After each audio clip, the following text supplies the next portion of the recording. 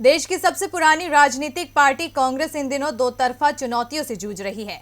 एक तरफ 5 राज्यों में विधानसभा चुनाव की चुनौती है, तो दूसरी ओर पार्टी में ही कुछ वरिष्ठ नेता कांग्रेस नेतृत्व के लिए परेशानी बने हुए हैं, जिसे G23 भी कहा जा रहा है। लेकिन अब इनमें फूट पड़ती दिख रही है। G23 में ही शामिल कांग्रेस के वरिष्ठ नेता सलमान खुर्शीद ने ही अब कांग्रेस के बागी नेताओं की निष्ठा पर सवाल उठा दिया है।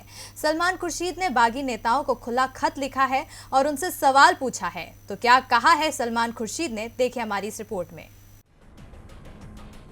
जब भी देश में कोई चुनाव आता है तो कांग्रेस में अंदरूनी कलह खुलकर क्यों सामने आ जाती है? चुनावों के समय ही क्यों मुखर हो जाती हैं कांग्रेस के अंदर कुछ नेताओं के विरोध की आवाजें? क्यों गुलाम नबी आजाद और आनंद शर्मा जैसे नेता चुनाव के समय ही कांग्रेस को मजबूत करने की बात करते हैं और कांग्रेस पर सवाल उठाते हैं? देश में होने वाले पिछले कुछ चुनावों से पहले कांग्रेस में ये लगातार देखने को मिल रहा है। पिछले साल बिहार में विधानसभा चुनाव से पहले इन्होंने कांग्रेस की कार्यकारी अध्यक्ष सोनिया गांधी को एक पत्र लिखा था, जिसमें कांग्रेस की मौजूदा रणनीति को लेकर चिंता जताई गई थी।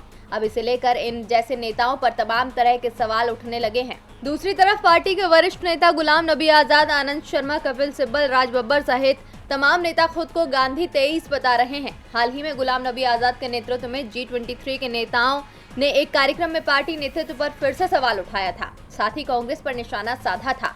इसके अलावा 2 दिन पहले आनंद शर्मा ने पश्चिम बंगाल में ISF के साथ कांग्रेस के गठबंधन को लेकर भी सवाल खड़े किए थे, जिसके बाद कांग्रेस के वरिष्ठ नेता सलमान खुर्शीद ने बगावती तेवर अपनाने वाले G23 के नेताओं को खुला खत लिखकर उन पर निशाना साधा है।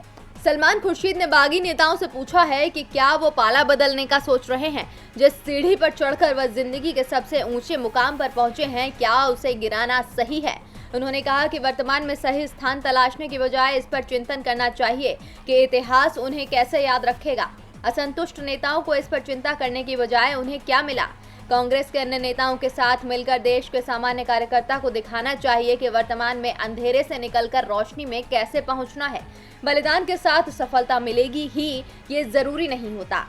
इससे पहले भी देश के पूर्व रक्षा मंत्री और कांग्रेस के वरिष्ठ नेता AK एंटनी और कांग्रेस के पूर्व सांसद संदीप दीक्षित ने भी G23 में शामिल नेताओं की निष्ठा पर सवाल उठाया था।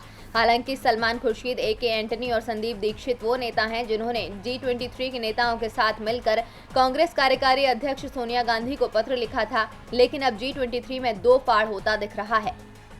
DV लाइव की रिपोर्ट।